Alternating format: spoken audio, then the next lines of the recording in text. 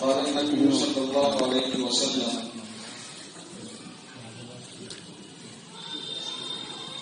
لا يؤمن أحدكم حتى يحب لأخيه ما يحب لنفسه.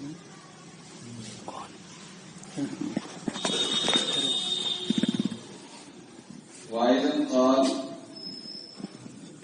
والله لا يؤمن والله لا يؤمن والله لا يؤمن. قيل من يا رسول الله؟ قال الذي لا يأمن جاره بوائقه أو كما قال عليه الصلاة والسلام.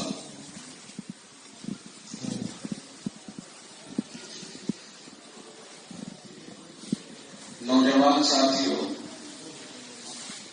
بزرگوں اور دینی بھائیوں، اللہ کا یہ انعام ہے کہ ہم اس کے گھر میں اس کی مرضی سے اس کے چاہنے سے پھر جمع ہوئے ہیں. جب اس نے پابندی لگا دی تھی تو پہلے ڈال کھڑے کر دیے تھے، اور جب پابندی اٹھا لی تو ہم آنا جانا کرنے لگ گئے. یہ سب کچھ اللہ کی طرف سے ہی ہوتا ہے، یہ اس کا ایک نظام ہے. کبھی اللہ تعالی ناراض ہوتا ہے تو اس کی ناراضگی کا اظہار کرنے کا اس کا ایک اپنا انداز ہے، اور سب سے بڑا اظہار ہوگا قیامت کے دن. جن سے وہ ناراض ہوگا ان کو بھٹی میں جھونکے گا. وہ تھوڑا سا ذرا پیچھے رکھا ہے، ابھی یہ دنیا کو اس وقت تک چلانی تھی چونکہ، اس لیے اس کو ورنہ وہ اگر چاہے تو جب چاہے اور جس کا چاہے مواخذہ کر لے. وَلَوْ يُؤَاخِذُ اللَّهُ النَّاسَ بِظُلْمِهِمْ، ایک جگہ ہے بِمَا كَسَبُوا مَا تَرَكَ عَلَىٰ ظَهْرِهَا مِن دَابَّةٍ. اگر اللہ تعالیٰ لوگوں کو پکڑنا چاہے، پکڑ کرنا چاہے ان کی، تو زمین کے اوپر کسی کو بھی نہ چھوڑے. جیسے ہی کوئی کسی سے خطا ہو فوراً اس کی پکڑ ہو جائے، لیکن اللہ تعالیٰ ایسا نہیں کرتا ہے، بلکہ ان کو کچھ دنوں تک کے لیے مہلت دیے رکھتا ہے. اور مہلت کا زمانہ بھی متعین ہے، غیر متعین نہیں. یہ اسی کے علم میں ہے کب تک. ہمارے اعتبار سے غیر متعین ہے، ہم سمجھتے ہیں پتہ نہیں کب تک، لیکن خدا کو معلوم ہے اس وقت تک. اس کی نگاہوں میں کوئی چیز اوجھل نہیں ہے. تو اس کی مہلت کو ہم یہ نہ سمجھیں کہ ہماری پکڑ ہی نہیں ہو سکتی ہے، اس لیے کہ ہم پکڑے ہوئے دیکھتے رہتے ہیں. جن کی آئے دن پکڑ ہوتی رہتی ہے، ہم ان لوگوں کو دیکھتے رہتے ہیں اپنی آنکھوں سے. یہ ضروری نہیں ہے کہ جو ہم سمجھ رہے ہیں وہ ہو. اللہ تعالیٰ نے اپنی پکڑ کے طریقے اپنے علم میں محفوظ رکھے ہیں. کبھی ایسا ہوتا ہے کہ چلا جا رہا تھا، کوئی حادثہ پیش آ گیا، تو خداوند عالم کی پکڑ سے، اس کے دباؤ سے ہر وقت متاثر رہنا چاہیے آدمی کو، کہ نہ جانے وہ کب کس کو کس حال میں پکڑ لے. شہر کے لیے جا رہا تھا، شہر جا رہا تھا کسی اپنے کام سے، خوشی تھی. راستے میں کوئی حادثہ پیش آ گیا، ساری خوشی غموں میں تبدیل ہو گئی. اس لیے خداوند عالم کی پکڑ سے اور اس کے فیصلوں سے ہمیشہ احساس کرتے رہنا چاہیے اور محسوس کرتے رہنا چاہیے. جو آدمی خدا کی طرف سے مطمئن ہو جاتا ہے وہ خدا کی نعمتوں کا ناقدرہ بھی ہو جاتا ہے، اور وہ بڑائی، غرور اور گھمنڈ اور تکبر میں اس طرح مبتلا ہو جاتا ہے کہ پھر کبھی کبھی خدا نہ کرے وہی بڑائی، وہی گھمنڈ اس کو لے ڈوبتا ہے، اور وہ ایمان جیسی دولت سے بھی محروم ہو جاتا ہے. خداوند عالم متکبر اور بڑائی جتانے والوں کے بہت خلاف ہیں. جو آدمی بڑائی اور گھمنڈ اور غرور کی باتیں کرتا ہے، اللہ تعالیٰ ایسے لوگوں کے بہت خلاف ہے. دیکھو کفر کفر بھی اللہ کی نگاہوں میں بہت بری چیز ہے اپنی جگہ پر. ایمان اور کفر دو چیزیں ہیں، لیکن کافر اگر متوازے ہو تو چلتا رہے گا، وہ اپنے کفر پر چلتا رہے، 100 بار چلتا رہے، پکڑا جائے گا تو ایمان نہ ہونے کی وجہ سے دوزخ کا ایندھن بنے گا، وہ بات کی بات ہے. لیکن جو آدمی مغرور اور متکبر ہوتا ہے اللہ تعالیٰ اس کو مرنے سے پہلے دنیا ہی کے اندر سزا دے دیتا ہے. اور مغرور اور متکبر اور بڑائی جتانے والا مسلم بھی ہو سکتا ہے، غیر مسلم بھی ہو سکتا ہے. یہ ضروری نہیں ہے کہ غیر مسلم ہی ہو، مسلمان بھی ہو سکتا ہے. تو مغرور کی سزا اس کے مرنے سے پہلے ہی مل جاتی ہے. کافر کو اگر وہ مغرور نہیں ہے تو اس کو سزا ملے گی، اگر وہ کفر پر مرا ہے مرنے کے بعد کفر کی سزا ملے گی. لیکن غرور اللہ تعالیٰ کو ہرگز پسند نہیں ہے، اس لیے کہ یہ بڑائی اللہ کے لیے خاص ہے. اللہ تعالیٰ اس کو کسی کو نہیں دینا چاہتا ہے، بلکہ اللہ تعالیٰ ایسے آدمیوں سے بہت زیادہ خفا ہوتا ہے جو آدمی اس کی چادر پر ہاتھ مارنا چاہتا ہے. یعنی یہ غرور هو المتکبر، اللہ متکبر ہے، بڑائی والا ہے، بڑائی بڑی شان والا ہے، کسی کا محتاج نہیں ہے. تو اللہ تعالیٰ کی جب اللہ تعالیٰ کی شان یہ ہے کہ وہ کسی کا حاجت مند نہیں ہے اور ساری کائنات اس کی حاجت مند ہے، تو یہ غرور اور بڑائی صرف اسی کی شان ہے، اس کے علاوہ کسی اور کی شان نہیں ہے. اس لیے کہ جو بھی حاجت مند ہوگا اس کو جھکنا پڑے گا. حاجت مند کو اپنی حاجت کے لیے جھکنا پڑتا ہے. اگر کوئی پڑوسی کسی پڑوسی کے یہاں سے کوئی چیز مانگنے جاتا ہے تو ڈانٹ دے کے نہیں مانگتا وہ، بلکہ وہ خوشامدانہ انداز ہوتا ہے. چاہے وہ اپنے گھر میں دولت مند کتنا ہی صحیح اور یہ آدمی کمزور ہو، اس کے افراد میں کمزور، مال میں کمزور، اپنی وجاہت میں کمزور، قوت اور طاقت میں کمزور، لیکن جب اس سے اس کو کوئی مطلب ہوگا تو یقیناً اس کے سامنے آ کر کے وہ چھوٹا بن کے آئے گا. تو چونکہ ساری دنیا اللہ کی حاجت مند ہے اور اللہ تعالیٰ کسی سے حاجت نہیں رکھتا ہے، اسی لیے اس کو صمد کہا گیا ہے. اللہ الصمد، اللہ صمد ہے.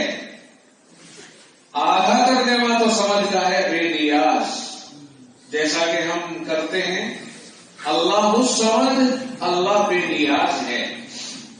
اور آدھا ترجمہ اس کا چھپا ہوا ہے سب اسی کے نیاز مند ہیں. اللہ بے نیاز، اللہ کو کسی کی ضرورت نہیں، لیکن سب کو اللہ کی ضرورت ہے، اللہ سے اپنی حاجتوں کو پورا کرانے کی ضرورت ہے. تو ساری کائنات جب حاجت مند ہوئی تو تمام ان کے لیے سیوا ہوئی. اور جب خدا بے نیاز ہوا، اسے کسی کی ضرورت ہی نہیں ہے، اگر ساری کائنات مل کے اس کے خلاف کھڑی ہو جائے اس کا کچھ نہیں بگاڑ سکتی، اور ساری کائنات اس کی عبادت کرنے کے لیے کھڑی ہو جائے تو اس کی شان میں ایک رتی برابر اضافہ نہیں ہو سکتا. وہ جو ہے وہ رہے گا. اس لیے ساری بڑائی اسی کے لیے ہے اور ساری تواضع مخلوق کے لیے ہے. اور مخلوق میں سب سے زیادہ اعلیٰ جو ہے اللہ تعالیٰ نے انسان کو بنایا ہے، اس لیے تواضع سب سے زیادہ انسان پر ہونی چاہیے. انسان چونکہ سب سے اعلیٰ، پھر انسانوں میں اللہ تعالیٰ نے مسلمانوں کو ایمان کی بنیاد پر اعلیٰ بنایا ہے، اس لیے مسلمانوں میں تواضع ہونی چاہیے. مسلمان کی ذات سے کسی کو ادنا تکلیف نہیں ہونی چاہیے. یہی شان مسلمان ہے، یہی شان اسلام ہے. اسلام کے معنی ہی فرما برداری کے ہیں، اسلام کے معنی ہی فرما برداری کے ہیں.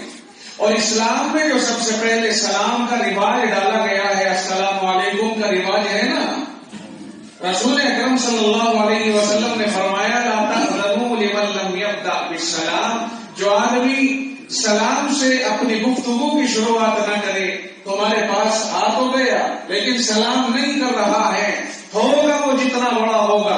اللہ کے نبی صلی اللہ علیہ وسلم نے فرمایا لا تأذنوا، تم اسے اندر آنے کی اجازت تک نہ دو.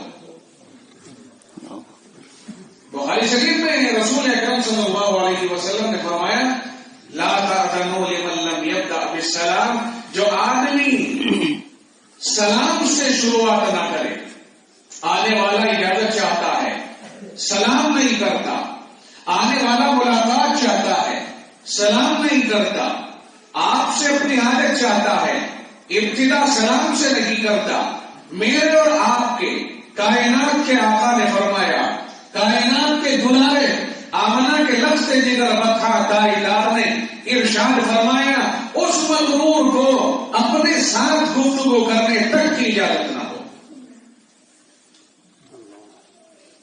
سلام سے سلامتی پیدا ہوتی ہے، امن آتا ہے، شانتی آتی ہے، پیار اور محبت آتا ہے، اتفاق آتا ہے، آپس میں ملنساری آتی ہے، ایک دوسرے کا سمان آتا ہے۔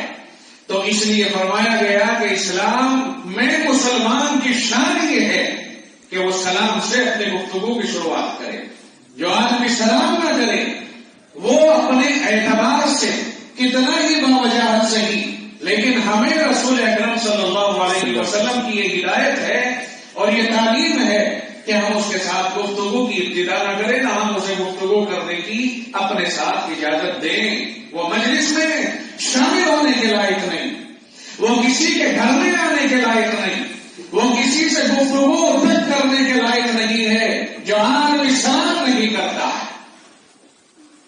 کیا اس کا رواج ہے ہم میں؟ چھوٹا جا رہا، امن اور سلامتی کی راہوں کو ہم نے مسدود کر ڈالا، دروازے بند کر دیے امن کے، جن راہوں سے سلامتی آتی ہے۔ بلکہ عبداللہ ابن عباس رضی اللہ تعالیٰ عنہما نے تو یہاں تک ارشاد فرمایا کہ اگر کوئی آدمی دو مسلمان آپس میں بات چیت بند کر دے، آپس میں بات چیت بند کر دے، ایک دوسرے سے بات چیت نہ کرے، جیسا کہ ہو بھی جاتا ہے، باری دفعہ اختلاف ہوا، لڑائی ہوئی، اور لڑائی ہمارے یہاں کوئی بڑی بڑی باتوں پر نہیں ہوتی، بہت چھوٹی چھوٹی باتوں کے اوپر لڑائی۔ شادی بیاہ کا موقع ہے، بازار سے سامان لینے کے لیے جانا ہے، 2-3 آدمی چلے گئے، آنے کے بعد اب دوسرے موقع پر چچازاد بھائی، تائزاد بھائی، اپنے اڑوس پڑوس کے بڑے چھوٹے کسی کام سے پھر بلایا، نہیں آئیں گے، کیوں نہیں آئیں گے بھائی، منہ چڑھا لیا، کیوں بھائی؟ کہا جب سامان لینے جا رہا تھا تو ہمیں پوچھا نہیں، اب ضرورت کیا پڑی ہے ہمیں تیرے گھر پہ آنے کی؟ بات کتنی سی ہوئی؟ چھوٹی سی، پورے گاؤں کو تو نہیں لے جا سکتا بازار، لے جائے گا تو 2-4 آدمی، چند سنے ہوئے آدمی، لیکن یہی بات ہمارے دلوں میں دراڑ کا سبب بن جاتی ہے۔ احمقانہ سوچ ہے، پاگلوں والی سوچ ہے۔ صاحب ابتدائی کہ 4-6 آدمی اپنے بیٹے کو لے کر کے آ جائیں اور میرے یہاں سے بیٹی کو رخصت کر کے نکاح کر کے لے جائیں، چٹھی پڑھوانے کے وقت میں صاحب مجھے کیوں نہیں پوچھا، دعوت کا میں بھوکا تھوڑا ہی بیٹھا ہوں، دراڑ آ گئی، اختلاف ہو گیا، اور ایسے موقع پر ظاہر کرتا ہے بے وقوفی کے ساتھ۔ تو ہم میں اختلاف کی کوئی بہت بڑی وجہ بھی نہیں ہوتی اور وہ چڑھا لیتے ہیں، اور پھر اس کا بدلہ اتارنے کے لیے اور اسے بے عزت کرنے کے لیے ٹائم دیکھتے ہیں کہ کون سے ٹائم میں اس کی بے عزتی کروں، کون سے وقت میں اس سے بدلا لوں۔ یہ مسلمانوں میں بہت چلتا ہے، خالی مسلمانوں میں نہیں اوروں میں بھی چلتا ہے، لیکن میں اس شکوہ تو اپنے بھائیوں سے، مسلمانوں سے کروں گا کہ جن کا مذہب ہی سلامتی والا ہے، ان میں سلامتی ختم ہوئی تو کیوں ہوئی، ان میں انتشار ہوا تو کیوں ہوا، اختلاف ہوا تو کیوں ہوا۔ ہمیں تو رسول اکرم صلی اللہ علیہ وسلم نے جو دین پیش فرمایا ہے اس کی ابتدا اور شروعات ہی یہاں سے ہوتی ہے کہ تم سلام کے ذریعے سے بات چیت کرو، سلامتی کی بات کرو۔ عبداللہ ابن عباس نے کیا فرمایا کہ رسول اکرم صلی اللہ علیہ وسلم کا ارشاد گرامی ہے کہ اگر کوئی آدمی 2 مسلمان آپس میں بات چیت بند کر دے، اور 3 دن سے زیادہ ان کو ترک تعلق کو ہو جائے، 3 دن سے زیادہ ان کے ترک تعلق کو گزر جائیں اور اسی حال میں بغیر آپس میں ملاقات کیے ہوئے نفرت دل میں لے کر کے وہ مر جائیں، رخصت ہو جائیں دنیا سے، فرمایا رسول اکرم صلی اللہ علیہ وسلم نے کہ ان میں سے جو مر رہا ہے سیدھا جہنم کی راہ پہ جائے. 3 دن تک کے تعلق ہو گئے، وجہ کوئی ایسی خاص نہیں. ہاں اگر کسی سے گفتگو بند ہے اور اسلام کی بنیاد پر ہے، مذہب کی بنیاد پر ہے، قرآن اور سنت کی بنیاد پر ہے، رسول اکرم صلی اللہ علیہ وسلم کا ارشاد ہے کہ محبت کرے مسلمان تو اللہ کے لیے کرے اور نفرت کرے تو بھی اللہ کے لیے کرے. اگر اس کا ترک تعلق اللہ کے لیے ہے، اگر اس کا نفرت کرنا اللہ کے لیے ہے، دینی بنیاد پر اور دینی وجہ سے ہے، ایسا آدمی مومن کہلائے گا. لیکن ہمارے یہاں تو دوسرا ہی معاملہ ہے، 1000 گناہ کریں ترک تعلق نہیں، گناہ کرائیں گے ہمارے چاہنے سے کرے، اگر نہیں کر رہا ہے ترک تعلق ہو جائے گا، تعلق توڑ دے گے. صاحب ہمارے کہنے سے آپ نے یہ نہیں کیا. 2 خاندانوں میں لڑائی ہوئی، اختلاف ہوا، اب ایک خاندان کے تمام افراد کو اس کا ساتھ دینا ہی دینا ہے، چاہے یہ حرام پر ہو یا حلال پر. اگر اس کے ساتھ میں یہ نہیں لگے تو ترک تعلق ہو گیا، بول چال بند ہو گئی، صاحب ہمارے ساتھ نہیں لگا ہے. لڑنے میں، اختلاف کرنے میں اپنے ساتھ رکھنا ضروری ہے. اگر نہیں لگا ہے بس تمہاری ہماری گفتگو بند، بول چال بند. اپنے دشمنوں کی فہرست میں نام لکھ لیا اپنے دل میں، رام یہ تو ہمارا دشمن ہے. کیا ہوا بھائی کہ فلاں کے ساتھ ہماری اس وقت میں مٹبھیڑ ہوئی تھی اور اس نے ہمارا ساتھ نہیں دیا تھا. اگر کسی غلط کام میں وہ اپنا ساتھ مانگ رہا ہو تو رسول اکرم صلی اللہ علیہ وسلم کا ارشاد ہے لا طاعت لمخلوق فی معصیت الخالق. فرمایا کہ ایک طرف اللہ کی ناراضگی ہے اور دوسری طرف کسی کی بات چیت مانی جا رہی ہے تو دونوں کو دیکھ لو. اگر بات ماننے میں اللہ کی نافرمانی ہو رہی ہو تو ایسے موقع پر اللہ کی نافرمانی کی اجازت نہیں دی جا سکتی ہے اور اس کی بات نہیں مانی جائے گی، چاہے پھر وہ کوئی بھی ہو، پڑوسی اور خاندانی چھوڑ، چاہے ماں باپ ہی کیوں نہ ہو جن کی نافرمانی قطعاً جائز نہیں. مگر جہاں اللہ کی نافرمانی ہوتی ہو اور ماں باپ وہاں حکم دے رہے ہوں تو اللہ کے نبی علیہ السلام کا حکم ہے کہ اس وقت میں کسی کے لیے اجازت نہیں ہے کہ خدا کو ناراض کرے اور کسی مخلوق کو راضی کرے. ہم خدا کے ہیں، ہمیں خدا ہی کے پاس جانا. مرنے کے بعد آپ خبر سنتے ہو، کیا کہتے ہو؟ انا للہ و انا الیہ راجعون. پڑھتے کہ نہیں پڑھتے ہو؟ اچانک ہر آدمی پڑھ لیتا ہے انا للہ و انا الیہ راجعون. انا للہ ہم اللہ ہی کے ہیں، ہمیں اللہ ہی نے بھیجا ہے، اللہ ہی نے ہمیں بنایا ہے. و انا الیہ راجعون، اور ہمیں اسی کے پاس واپس لوٹ کر جانا بھی ہے. تو کسی غم کی خبر پر، کسی حادثے پر، کسی کے مرنے کی خبر سن کر آدمی ایک دم یہ پڑھتا ہے انا للہ و انا الیہ. کوئی چیز ہو گئی انا للہ و انا الیہ، کوئی کسی کو ایکسیڈنٹ کی خبر آئی انا للہ پڑھ رہا ہے تو اس کا اعتراف تو کر رہا ہے کہ جو ہوا وہ ہم اللہ ہی کے ہیں اور اللہ ہی کی طرف ہمیں جانا ہے، جو ہوا اللہ ہی کی طرف سے آیا ہے. اب کیا کہیں، اللہ کی قضا، اللہ کے فیصلے کے اوپر راضی ہیں ہم. تو ایک طرف اللہ کی ناراضگی ہو، دوسری طرف بندوں کی خوشنودی حاصل کی جا رہی ہو، شریعت اس کی اجازت نہیں دیتی ہے.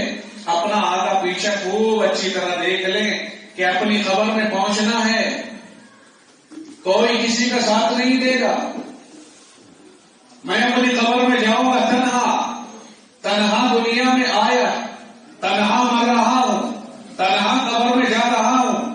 اس قبر میں میرے پاس جو فرشتے آ کر کے سوال کریں گے مر ربوں کا تیرا رب کون ہے، ماں دینوں کا تیرا دین کون سا تھا، کس دین کے اوپر دنیا میں زندہ رہا، اور رسول اکرم صلی اللہ علیہ وسلم کی ذات اقدس کے سامنے سے تمام پردے ہٹا کر اور مدینہ منورہ میں جہاں آپ آرام فرما ہیں وہاں تک کے سارے پردے ہٹا کر سامنے آپ کی شخصیت کو دکھا کر سوال ہوگا ما تقول فی حق ھذا الرجل، یہ جو سامنے دکھائی دے رہے ہیں ان کے بارے میں تو کیا کہتا ہے، یہ کون ہے؟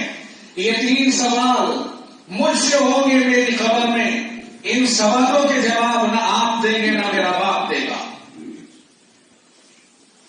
ہر آدمی کو اللہ تعالیٰ نے اکیلا بھیجا ہے، اکیلا بلائے گا، اکیلا اس سے سوال جواب ہوں گے. میدان محشر میں تمام متعلقین سامنے کھڑے نظر آئیں گے، تمام تعلق دار کھڑے سامنے نظر آئیں گے، لیکن کوئی ایک فرد بھی اس کے کام آنے کو تیار نہیں ہوگا. دنیا کے باشندوں دنیا میں رہ کر کے اپنے وقت کے حساب سے اپنا وقت اللہ کی نگرانی میں کاٹو. اللہ کی نگرانی نہیں ہے. ہم اللہ کے حکموں کے مطابق ہمیں اللہ کے مرضی کے مطابق اللہ کی دھرتی کے اوپر اور زمین کے اوپر وقت گزارنا بے حد ضروری ہے.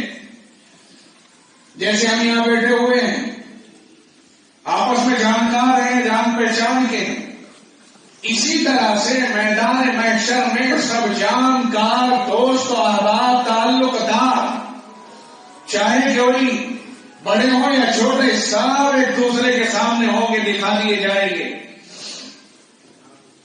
میرا میرے سامنے، آپ کا آپ کے سامنے، میرے تعلق دار میرے سامنے اور آپ کے تعلق دار آپ کے سامنے، سب اس طرح سے کھڑے نظر آ رہے ہوں گے لیکن بے بس ہیں، کوئی کسی کا سہارا نہیں بن رہا ہے.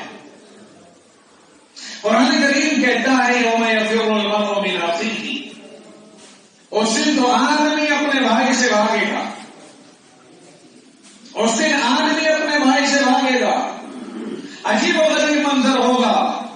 رسول اکرم صلی اللہ علیہ وسلم نے معلوم کیا تدرون من المفلس، لوگوں معلوم ہے کہ مفلس کس کو کہتے ہیں، غریب کس کو کہتے ہیں.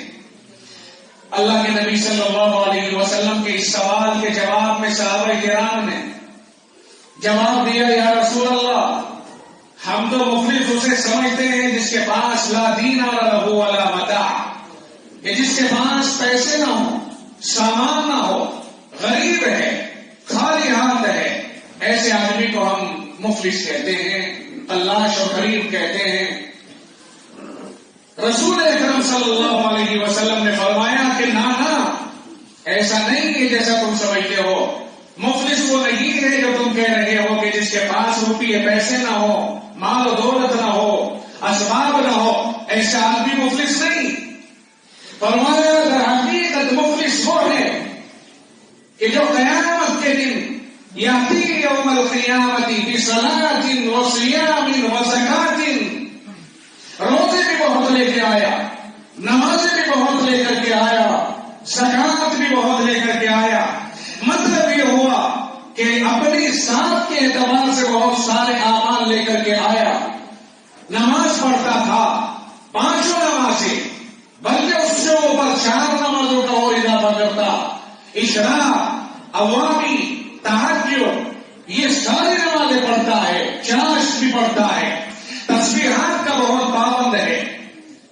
کسی اللہ والے کے ساتھ میں ہاتھ بھی لے رکھا ہے، لیکن ساری چیزوں کے باوجود قد شتم ھذا قد ضرب ھذا، فرمایا کسی کو گالی دی ہوگی، دنیا میں کسی کو مارا ہوگا، کسی کا خون بہایا ہوگا، کسی کے ساتھ کوئی حرکت کی ہوگی، کسی کی جائیداد دبائی ہوگی، کسی کا دل توڑا ہوگا، دل کو کھایا ہوگا.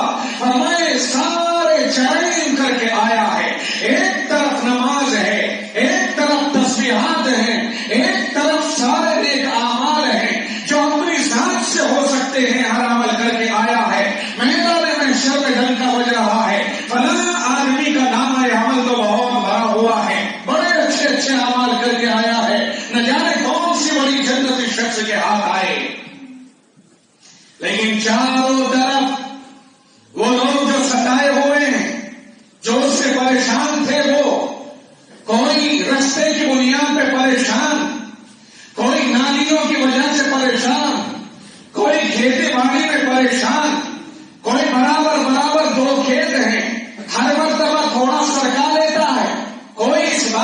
پریشان، کوئی اس کی گالیوں سے پریشان، کوئی کسی طرح سے 1000 طرح کے لوگ کھڑے ہو گئے چاروں طرف آ کر، رب ذوالجلال آپ اسے جنت میں بھیج رہے ہو، آپ اس کے بارے میں کیا فیصلہ کر رہے؟ ہمارے ساتھ میں جو اس نے ظلم و ستم کیے ہیں ہمارا بدلہ تو دلوا دیجیے۔ رب پوچھے گا تمہاری کیا ہے؟ حالانکہ اللہ جانتا ہے ساری چیزوں کو۔ اللہ کی طرف سے ان لوگوں کی طرف توجہ ہوگی، وہ سارے کے سارے لوگ اسے آ کر کے گھیر لیں گے، چاروں طرف سے آ کر کے اہل حق اسے گھیر لیں گے، اپنے حقوق کا مطالبہ کریں گے۔ مولا کریم دنیا میں اس سے ہمیں بدلہ نہیں ملا تھا، اس نے گالی دی، ہم ہلکے پڑ گئے، اس نے مار دیا، ہم چھوٹے پڑ گئے، اس نے ہماری جائیداد دبا لی۔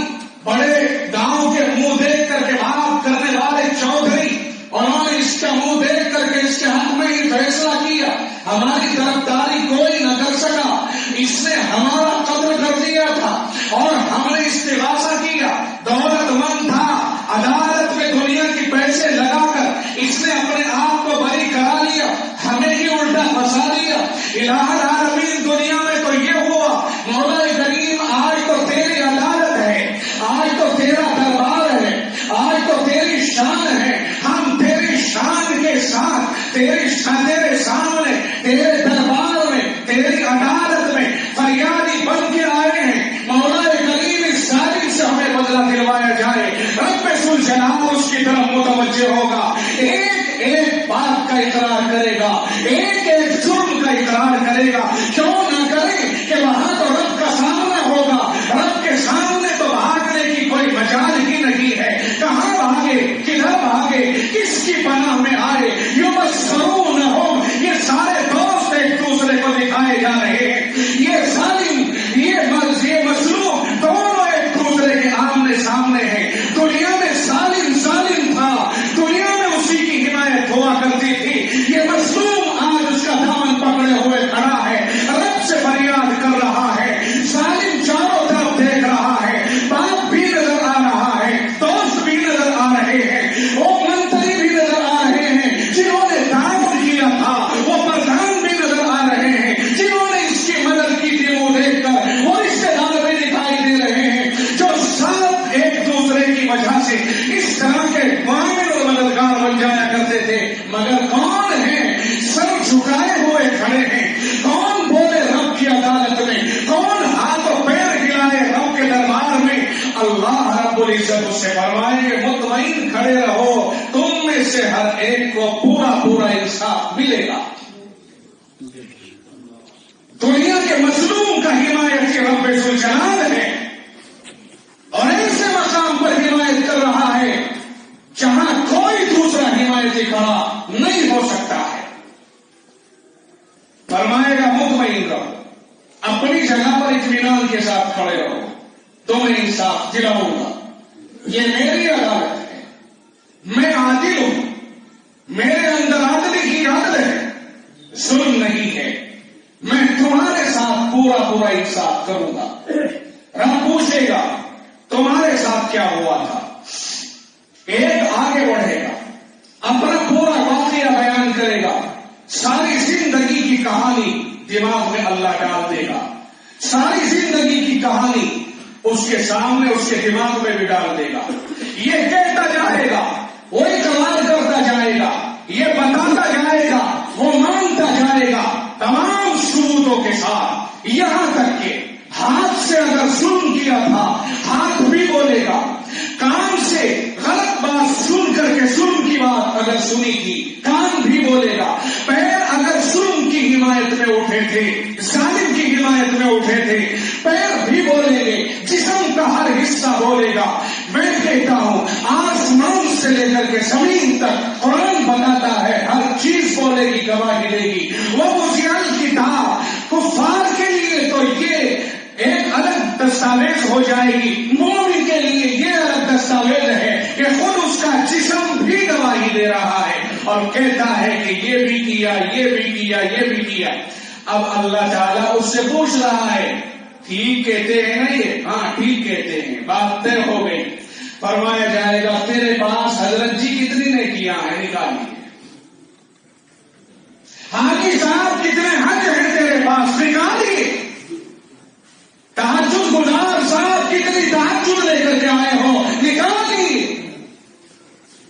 تمام تسبیحات، تمام تہجد، تمام نمازیں، تمام تلاوتیں، ساری چیزیں نکال کر کے سامنے رکھ دی جائیں گی، اور اس کے اوپر جو ظلم ہوا تھا، اس کا جو دل دکھا تھا، اس کا جو حق مارا گیا تھا، اس کا انصاف اس کی نیکیوں سے ہونا شروع ہو جائے گا۔ سمجھ لینا خوب اچھی طرح سے۔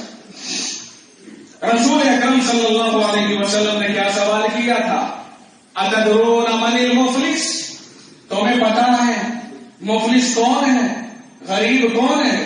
یہی تو سوال کیا تھا۔ صحابہ نے کیا کہا تھا؟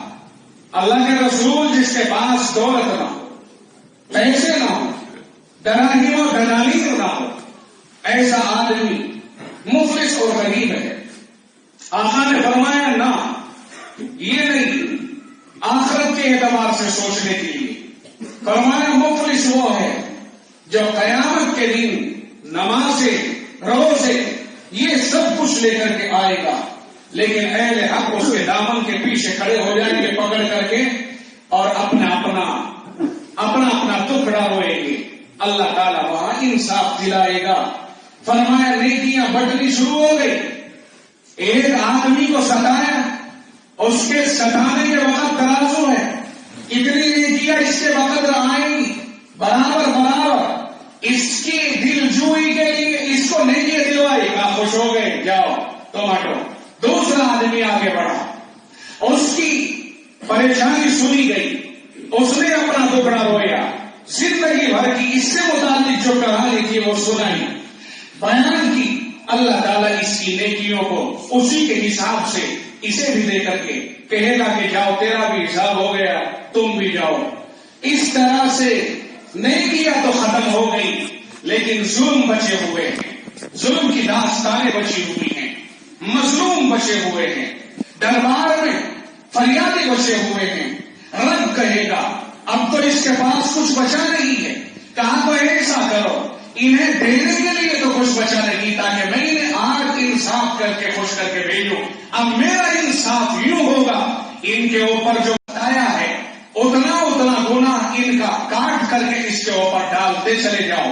اب انصاف ادھر سے ادھر کو چل پڑے گا، نیکیاں دینے کے لیے ختم ہو چکی ہیں، ان کے جو حق تھے حق والے ابھی بچے ہوئے ہیں، کیونکہ زندگی میں آدمی ہزاروں کے ساتھ رابطہ رکھتا ہے۔ ہماری زندگی کے رابطے تو بسا اوقات ایک دو آدمی ہی ہماری نیکیاں لے اڑیں گے، ساس کی نیکیاں بہو لے اڑے گی، اور بہو کی نیکیاں ساس لے اڑے گی۔ ابھی تو ہمارے گھروں میں ساس اور بہو کے اختلاف تک ختم نہیں ہے،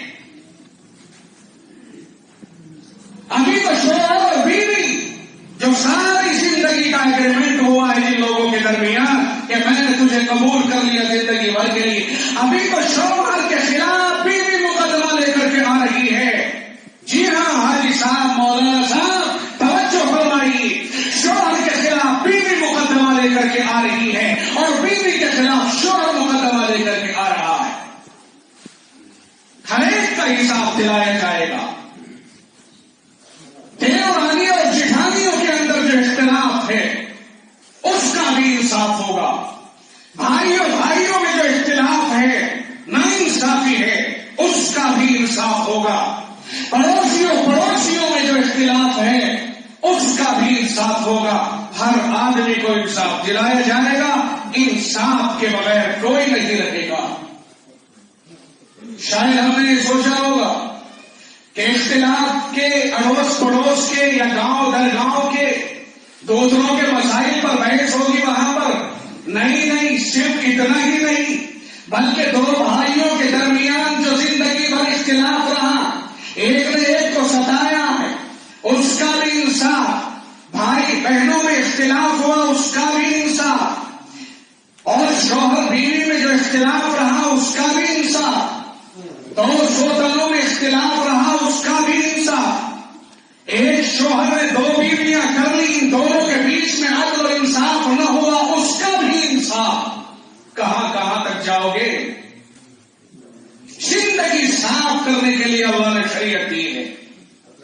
فرمایا رسول اکرم صلی اللہ علیہ وسلم نے مفلس کے بارے میں کہ وہ ہے جس کے حق والے جمع ہو جائیں، ادھر سے نمازیں، روزے، زکات، خیرات، صدقات، حج، عمرے، یہ سب کچھ بٹنے شروع ہو گئے، ختم ہو گئے۔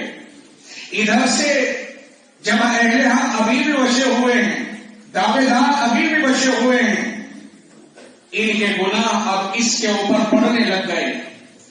جب یہ سارے لوگ ختم ہو گئے، اب جو گناہ گار ادھر کھڑے ہوئے تھے، ان کے گناہوں میں سے جتنا ان کا حق بنتا تھا انصاف کے طور پر، اتنے گناہ لے لے کر کے اس کے اوپر ڈالے جاتے رہے۔ اب آپ بتائیے، جو آدمی میدان حشر میں بہت سارے اعمال لے کے آیا، مگر اس کے پیچھے لوگوں کے جھگڑے لگے ہوئے تھے، ان کی وجہ سے اس کے اعمال بٹ گئے، مزید ان کے گناہ بھی اس پر بڑھ گئے۔ اب بتائیے مفلس کون ہے؟ یہ آدمی ہے کہ نہیں مفلس؟ اسے فرشتوں کو حکم ہوگا کہ اس کو پکڑو، گھسیٹو اور جہنم کے اندر پھینک کر کے آ جاؤ۔ فرمایا اللہ کے رسول نے در حقیقت مفلس تو یہ ہے، دنیا میں کوئی کسی سے مانگ کر کے زندگی گزار سکتا ہے، فقیر، ہاتھ پھیلانے والے گداگر صبح کو نکلتے ہیں، شام تک اپنی جھولی بھر کر کے واپس لوٹ جاتے ہیں۔ اگر ان کے پاس زمین نہیں، کہیں سرکاری زمین میں جھونپڑی ڈالی، سڑک کے کنارے پر اپنی جھونپڑی ڈال لی اور اسی میں گزارا کر لیا، صبح کو نکلے، مانگ کر کے شام کو واپس آئے، کام بالکل ٹھیک چل رہا ہے ان کا بھی۔ دنیا تو اس طرح بھی گزر جاتی ہے۔ جن کے پاس کچھ نہیں ہوتا، اللہ پیٹ بھرنے کا وعدہ کر چکا ہے، وَمَا مِن دَابَّةٍ فِي الْأَرْضِ إِلَّا عَلَى اللَّهِ رِزْقُهَا، کہ زمین پر رہنے والوں کا سب کا رزق اللہ کے ذمہ ہے۔ یہ تو اللہ نے کر لیا۔ کوئی کہیں مت جائے، اپنے گھر میں پڑا رہے، ہوگا پھر بھی نہیں مرے گا، وہ کھلائے گا کوئی نہ کوئی پڑوسی آ کر کے دریا اللہ کسی کے دل میں ڈال دے گا رحم، اور وہ آ کر کے اس کو دے دے گا۔ نہ جانے کیا مجبوری ہے، کیوں نہیں اس لیے کما رہا، خیر اس کا کام چلے گا۔ دنیا میں سب کے کام چل جاتے ہیں، کھانا پینا، ان کا پیٹ بھرنا اللہ نے، یہاں تک کہ جو جانور وَكَأَيِّن مِّن دَابَّةٍ لَّا تَحْمِلُ رِزْقَهَا اللَّهُ يَرْزُقُهَا وَإِيَّاكُمْ۔ لوگوں روزی کی فکر میں برائیوں پر آمادہ مت ہو جانا، اس لیے کہ جانوروں سے سبق حاصل کرو کہ جانور پیٹ بھر نہیں، خالی پیٹ نکلتے ہیں، اور اللہ تعالیٰ ان کے بھی پیٹ بھر کے شام کو واپس لوٹا دیتا ہے۔ کبھی دیکھا ہوگا آپ نے، سنا ہے کبھی کہ صاحب آپ کے سال تو ادھر پرلی طرف کو رچوتی اور جسورے کے جنگل میں پلانٹ لگ رہا ہے۔ کس کا پلانٹ لگ رہا ہے؟ کہ صاحب کبو کا پلانٹ لگ رہا ہے، کبو نے ٹھیکہ دیا ہے چھوڑا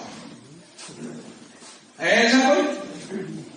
اچھا صاحب ایسا بھی ہوگا کوئی کہ اس مرتبہ تو چڑیوں نے مشورہ کر لیا ہے آپس میں کہ یہ زمین ایکوائر کریں گے ہم، اور اس زمین کے اوپر ہم ایک دودھ کی فیکٹری لگائیں گے، اگر کسی کو ٹھیکہ لینا ہو تو آ جائے۔ ٹھیکیدار چڑیے ٹینڈر چھوڑ رہی ہیں، سنا ہے کسی نے؟ واہ میرے رب، خود کہہ دیا لا تحمل رزقها، یہ اپنی روزی کو اپنے ساتھ لیے نہیں پھرتے، بلکہ ان کو دیکھ لو، ان کے سارے جسم کو تلاش کر لو، نہ ان کے پروں میں روزی ملے گی، نہ پیروں میں، نہ چونچ میں، یہ تو جہاں جائیں گے وہیں اللہ ان کی روزی پیدا کر دیتا ہے۔ یہ ہے خدا کی شان۔ تو دنیا میں رہ کر کے جس طرح سے بھی کٹے گی کٹ جائے گی، یہاں تو مانگ مانگ کر کے آدمی اپنا گزارا کر سکتا ہے، لیکن سوال وہاں کا ہے کہ اگر وہاں پر کوئی غریب اور تلاش ہو گیا، یہاں کا امیر اگر غریب ہو گیا تو عزت کے ساتھ رہیں، اللہ کٹوا دے گا، گزروا دے گا، لیکن اگر وہاں غریب ہو گیا، امیر بن کے گیا، نمازیں لے کر گیا، امیر بن کے گیا، زکات لے کر کے گیا، امیر بن کے گیا، حج لے کر کے گیا، اور تمام نیک اعمال لے کر گیا، مگر دوسروں کے ساتھ میں جو اس کے معاملات تھے وہ چونکہ اچھے نہیں تھے، اس آدمی کو جو وہاں غریب بنایا گیا اس کی جو ساری نیکیاں چھین کر کے ان پر تقسیم کی گئی. اب سوال یہ پیدا ہوتا ہے کہ جس طرح دنیا میں غریب نے مانگ کر کے اپنا پیٹ پال لیا اور اپنے بچوں کو پال لیا، کیا یہ غریب بھی قیامت کے دن میدان محشر میں مانگ مانگ کے نیکیاں اپنا کام چلا سکتا ہے؟ سوال ایک تو یہ ہے گردن ہلاتی، اس لیے کہ میں اس وقت اسٹیج پر بیٹھ رہا ہوں، کرسی پہ بیٹھ رہا ہوں اور آپ کو میرے سامنے اسی طرح سے کہنا پڑ رہا ہے. شاید گردن مت ہلاؤ، یہ بتاؤ کہ کیا کوئی آدمی، دلیل سے ثابت کرو اس بات کو کہ کیا کوئی آدمی جس طرح دنیا میں غریب مانگ کر کے اپنا کام چلاتا اور اپنی گزر بسر کر لیتا ہے، کیا میدان محشر میں ہاتھ پھیلا کر اور سوال کر کے یہ تلاش اور یہ غریب اور یہ بےمان اور یہ ظالم، اور اگر میں کہوں کہ یہ دنیا کا بھیڑیا انسانی شکل میں یہ دنیا کا نام آج قیامت کے دن غریب ہو رہا ہے، اگر اس سے پوچھا جائے کہ تو وہاں جا کر کے اپنا کام چلا سکتا ہے، جنت میں جا سکتا ہے، کیا تجھے جھونپڑی کی جگہ مل سکتی ہے وہاں پر، تو آپ جواب دیں نہ میں جواب دوں، میرا رب جواب دیتا. قرآن کہتا ہے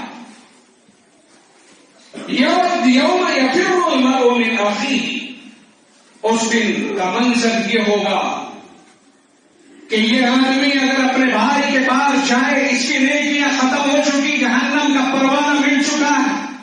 اور یہ تو میں کر رہا ہوں لوگوں کی بات کہ جن لوگوں کے پاس نمازیں، روزے، حج اور زکوٰۃ جیسی عظیم عبادتوں کی نیکیاں بہت زیادہ تھی، یہ میں ان کی بات کر رہا ہوں. اور جو ہمارے وہ احباب ہیں جنہیں جمعہ 8 دن میں صرف جمعے کی 2 رکعتوں کی سمجھ آتی ہے اور باقی 7 دنوں کے اندر وہ اسی طرح سے تفریح بازی میں وقت گزارتے ہیں، جنہیں نہ روزوں کے پتے گٹکا خوری میں گزارتے ہیں، کھانا پینا اسی طرح سے. اور پہلے تو کچھ حیا اور شرم ہوا بھی کرتی تھی کہ جن گھروں میں رمضان المبارک میں جن گھروں سے دھواں نظر آ جاتا ان کو بڑی شرم اور بڑی حیا آتی کہ لوگ کیا کہیں گے کہ دھواں کیا روزے سے نہیں ہے. اور آج تو شان کے ساتھ کہتا ہے کہ مجھے تازی روٹیاں چاہیے، تازہ کھانا چاہیے، گوشت پک رہا ہے، خوشبو 10 گھروں تک جا رہی ہے، اور اس جلال اور بے ایمان کو حیا اور شرم نہیں آ رہی ہے. ان مستورات سے تقاضا کرتا ہے جو روزے دار ہوتی ہیں کہ مجھے تازہ کھانا چاہیے، تازہ کھانا چاہیے. انگارے بھر دو اس کے منہ، انگارے بھر دو اس کے منہ. یہ خدا کے حکم کو کھلے عام توڑ رہا، کھلے عام جسم کا مظاہرہ کر رہا، کھلے عام خدا کی دھرتی کے اوپر خدا کے دین کا باقی بن کر کے اور دشمن بن کے ماحول خراب کر رہا ہے. اب آتا ہے مسئلہ، کیا مستورات اگر اس ظالم کی بات نہ مانے کیا ان کے لیے جائز ہے؟ آئے گی حدیث، جواب دے محبوب کبریا جناب رسول اکرم صلی اللہ علیہ وسلم فرمائے لا طاعت لمخلوق فی معصیت الخالق. ایک طرف خدا کی نافرمانی ہو اور دوسری طرف بندے کی فرما برداری ہو رہی ہو تو خدا کو ناراض کر کے خدا کی نافرمانی میں بندے کی اطاعت جائز نہیں ہے. تازی روٹی کھانے والوں کے لیے یہ بات کہہ رہا ہوں،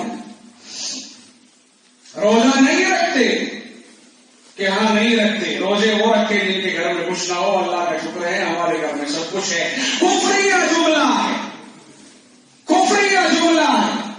ایسے شخص کے ایمان کے اوپر شک ہونے لگتا ہے کہ یہ ایمان سے تو نہیں نکل گیا ہے، اس کا نکاح تو نہیں ٹوٹ گیا ہے، اسے تجدید ایمان کی ضرورت تو پیش نہیں آ گئی ہے. یہ جملہ کے روزے وہ رکھے جن کے گھر میں کچھ نہ ہو، بھوکے وہ مرے جن کے گھر میں کچھ نہ ہو. ہمارے گھر میں کھانے کو سب کچھ ہے، ہم بھوکے کیوں مرے؟ کہیں یہ روزے کے ساتھ کھلواڑ تو نہیں ہے، کہیں یہ روزے کا مذاق تو نہیں ہے. اور الاستہزاء بالشریعت کفر والاستخفاف به بها کفر. شریعت کا مذاق اڑانا یا شریعت کے کسی مسئلے کو ہلکے میں لینا یہ کفر ہے. حضرت علی رضی اللہ تعالیٰ عنہ کا ارشاد گرامی، استہزاء، مذاق، مسئلے کو ہلکے میں لینا، یہ کفر کی علامت ہے۔ میں اب یہ کر رہا تھا کہ رسول اکرم صلی اللہ علیہ وسلم نے کیا فرمایا تھا؟ کون ہے مفلس، کون ہے غنی؟ ماشاءاللہ اس علاقے میں تو امیر ہی امیر ہیں۔ تھوڑے سے دنوں کے بعد نہ جانے اس علاقے کی شان کیا ہوگی۔ 20-18 سال سے ہم بھی گزر رہے تھے یہاں کو، ان گاؤں کو ہم نے 15 سال پہلے بھی دیکھا تھا اور 15 سال کے بعد بھی دیکھ رہے ہیں۔ اللہ کا شکر ہے، چھوٹے چھوٹے بچے بڑے ہو گئے، دولت کے انبار ہیں۔ باہر سے اللہ کا شکر ہے کانٹیکٹ ہو گیا۔ اللہ تعالیٰ سب کے گھروں میں برکت والی روزی عنایت فرمائے اور برکتیں عطا فرمائے۔ بہت اچھی بات ہے۔ بہت سارے ایسے بچے جو ہمارے پاس ہاپڑ پڑھ رہے تھے، پڑھائی چھوڑ دی یا چھڑوا دی، کیا وجہ رہی یہ تو جانے وہ یا ان کے گھر والے، اور خدا تو جانتا ہی جانتا ہے۔ سعودیہ کا بھوت ایسا سوار ہوا، اچھے اچھے بچے جن کے اوپر ہمیں ناز اور فخر ہوتا تھا کہ آگے چل کر کے یہ کچھ بنے گا، اپنی شان ظاہر کرے گا، وہ اگلے سال پتا چلا پاسپورٹ بن گیا۔ داخلے کے وقت خبر لی، داخلہ کیوں نہیں لیا، کہا سعودیہ چلا گیا۔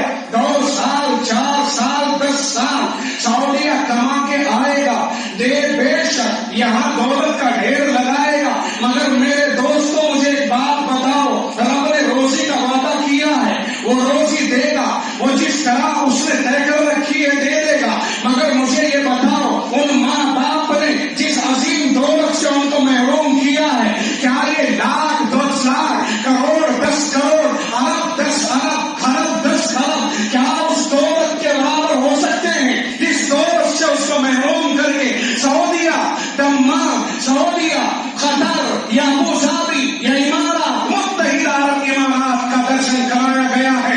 میں ان ماں باپ سے سوال کرتا ہوں، ان بھائیوں سے سوال کرتا ہوں جنہوں نے اس کی تعلیم کے اوپر ڈاکہ ڈال کر کے اسے کمانے کے لیے دوسرے ملکوں میں بھیجا ہے۔ کوئی یہاں مرے 100 مرے سے کوئی بات نہیں ہے، ہمیں پیسہ چاہیے، پیسہ چاہیے۔ میں کہتا ہوں کہ اس زندگی کی فکر پہلے کرو جس زندگی کو ہمیں ہمیشہ کے لیے طے کرنا۔ ان بال بچوں کے اوپر آج بھی سوچ کر کے رشک ہوتا ہے، وہ کہاں سے کہاں گر گئے۔ عروج کا راستہ تھا، زوال کے گڑھے میں جا گئے، نہ معلوم کس کی ہرس میں، کس کا ذہن بنانے سے۔ لوگوں کو کچھ اس طرح کی سوچ بدلنے کے اوپر عوام میں آپ سے مخاطب ہوں، اور میں معاف کرنا میرا یہی انداز ہوتا ہے کہ یا تو میں ہیں یا آپ ہیں، پھر کوئی تیسرا بیچ کا نہیں ہوتا ہے۔ ہم زیادہ مصلحتوں کے پردے اڑا کر کے باتوں کو پیش کرنا مصلحت کے خلاف سمجھتے ہیں۔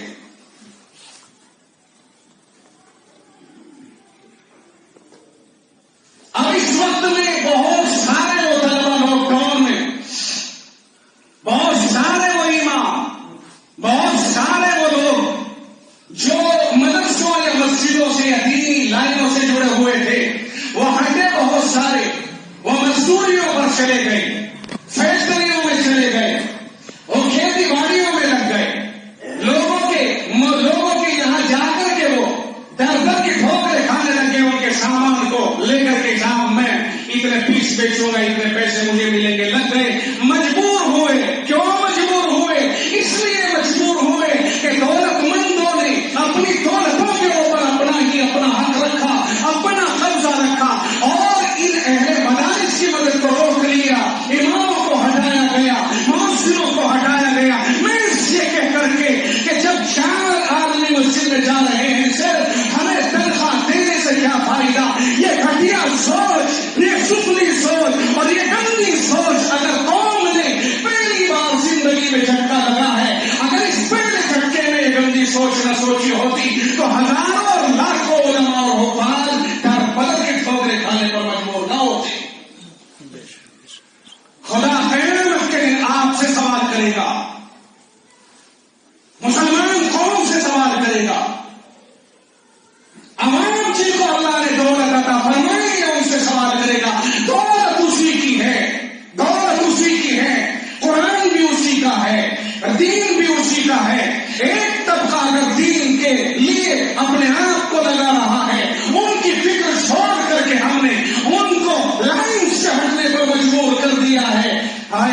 کہ جب خدا یہ سوال کرے گا متولیان مسجد کیا جواب دیں گے؟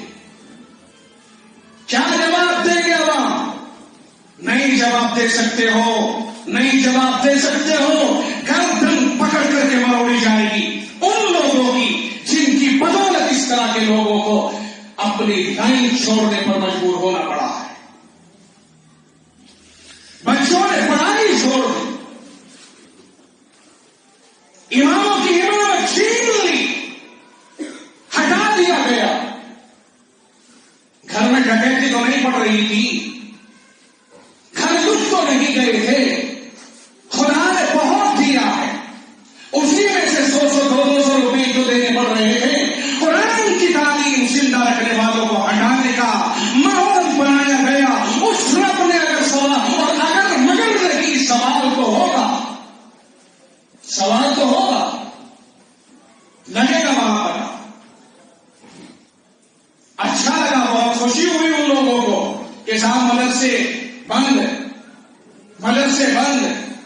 کسی سے گئے چندہ لینے کے لیے، مدرسے والے کہنے لگے کس چیز کا چندہ؟ اچھا تو ایک ہی چیز سمجھ لی کہ صاحب یہ جو بچے پڑھتے ہیں وہاں پر بس انہی کا خرچہ ہے، ان کے پڑھانے والوں کی کفالت قوم کے ذمے ہے، ان کے پڑھانے والوں کی کفالت آپ کے ذمے ہے، ہر حال میں ہے۔ اور اگر انہوں نے بھی اپنی دکانیں کر لی جیسا کہ کرتے جا رہے ہیں، جو دینے پہ کھاتے رہے وہ چھیننے پہ بھی کھاتے رہے، شکر ادا کرنا چاہیے کہ اللہ کا شکر ہے، اللہ کا کرم ہے، اللہ نے ہمارے دن بہتر اور اچھے بنائے، بہت اچھا۔ تو اللہ کا شکر ادا کرنے کی ضرورت ہے، ناشکری ہرگز نہ کریں۔ ناشکری کی وجہ سے اللہ تعالیٰ بہت زیادہ ناراض ہوتا ہے، ناقدری کی وجہ سے اللہ تعالیٰ بہت ناراض ہوتا ہے۔ تو میں نے آج یہ کیا تھا، بات بھی وہیں جائے اس لیے کہ ٹائم ختم ہو رہا ہے، کہ اللہ کے نبی علیہ السلام نے کیا پوچھا تھا، یہ بتاؤ مفلس کون ہے؟ بتایا گیا کہ جن لوگوں کے پاس بہت کچھ ہوگا اور وہ سب بڑھ جائے گا وہ ہے مفلس۔ اس لیے میرے بھائی، دنیا میں اپنے نجی اعمال تو ہیں ہی، بھائی میں نماز پڑھی میری، میں نے روزہ رکھ لیا میرا، میں نے زکات دی میری، لیکن وہ اعمال جن کا تعلق لوگوں کے ساتھ جڑا ہوا ہے، ان اعمال کو ٹھیک کرنا یہ ہمارے ذمہ بے انتہا ضروری ہے۔ بات سمجھ میں نہیں آئی؟ اس اتنی لمبی تقریر سے آپ حضرات کی کیا سمجھ میں آیا کہ اپنے معاملات کو ٹھیک کرنا یہ بہت ضروری چیز ہے، ورنہ اگر معاملات ٹھیک نہ ہوئے تو چاہیے معمولات جو ہے نا، نماز روزے حج وغیرہ تسبیح کتنے ہی ہوں، رات کا ڈھیر ہے میاں، چھنا جائے گی، چند لوگ چھین لے جائیں گے، ان کو کچھ نہیں بچے گا۔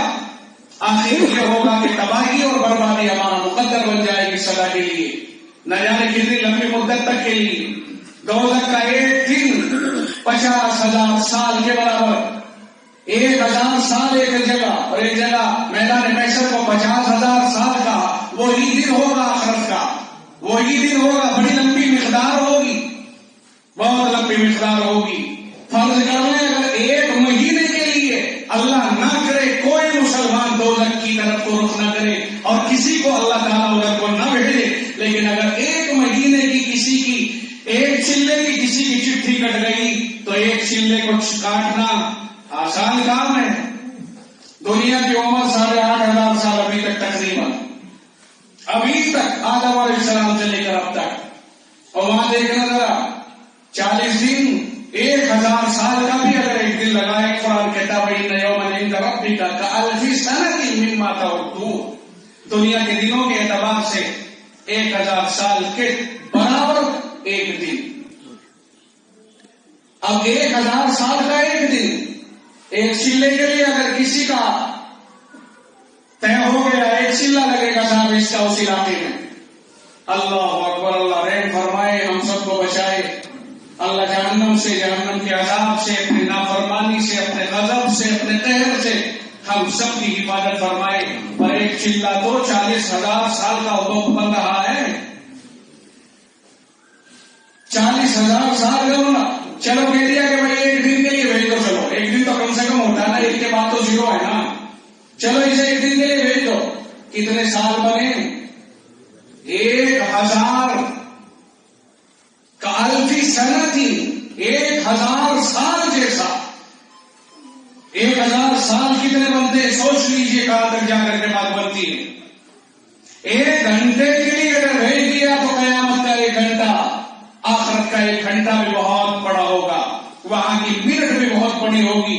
اس لیے میرے بھائی اپنے معاملات کو درست کرنے کی ضرورت ہے، اور اپنے تعلقات جو ایک دوسرے کے ساتھ میں ہو، بس ایسے ہو جاؤ شیر و شکر جیسے جنت میں رہو گے.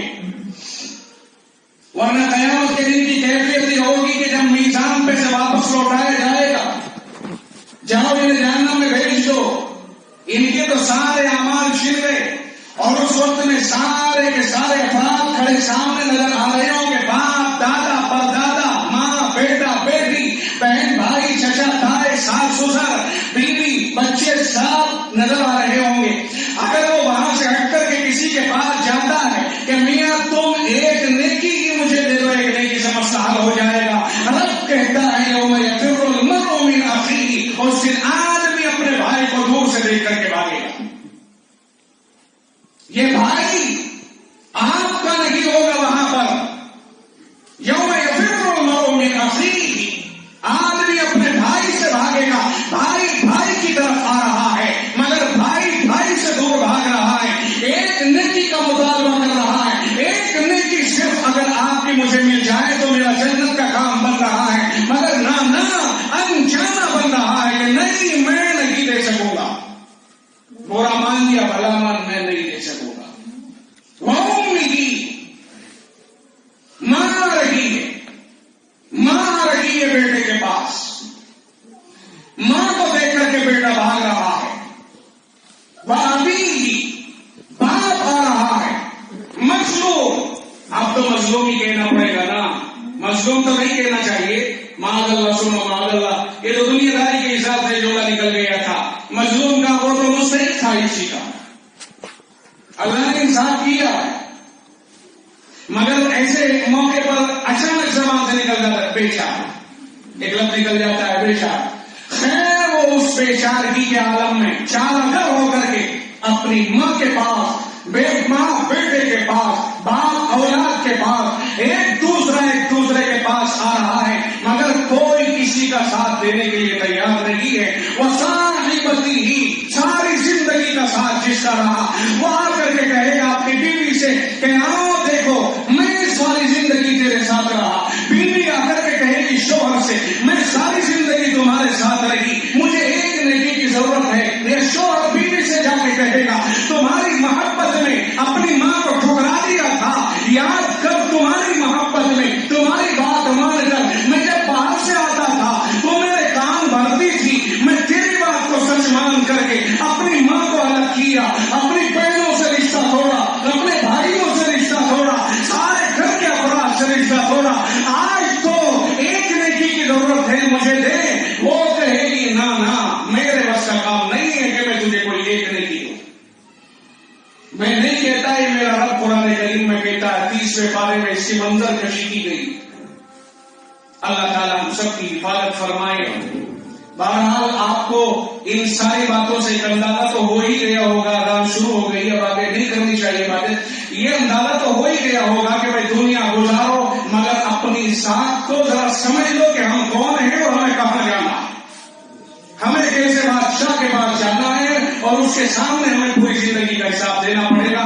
اس لیے میری آپ سے اپیل ہے، گزارش ہے کہ اپنے دلوں کو صاف کر کے بڑے پیار کے ساتھ رہو. کوئی کسی کے اوپر نہ ظلم کرے، نہ کوئی کسی کے ساتھ میں کسی طرح کی ایسا برتاؤ کرے کہ جس کی بنیاد پر کل قیامت کے دن وہ ہم سے کسی چیز کا مطالبہ کرے اور رب کے دربار میں ہمارے خلاف کوئی ایسا اعلان کرے.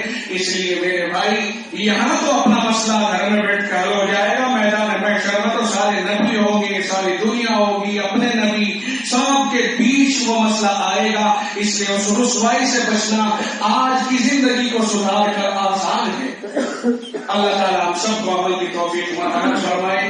جو باتیں آپ تک پہنچی ہیں، درد دل کی بنیاد پر یہ باتیں بیان ہوئی ہیں، اگر کسی کو ناگواری لگی ہو کسی بات سے تو بہرحال ہم معذرت خواہی کرتے ہیں. ہم نے تو جماعت آپ تک پہنچائی ہے، اس لیے پہنچائی ہے کہ ہم ان باتوں کو پہنچانا آپ کی خدمت میں اپنا ایک حق سمجھتے تھے. اللہ تعالی ہم سب کو عمل کی توفیق مرحمت فرمائے. وآخر دعوانا الحمدللہ.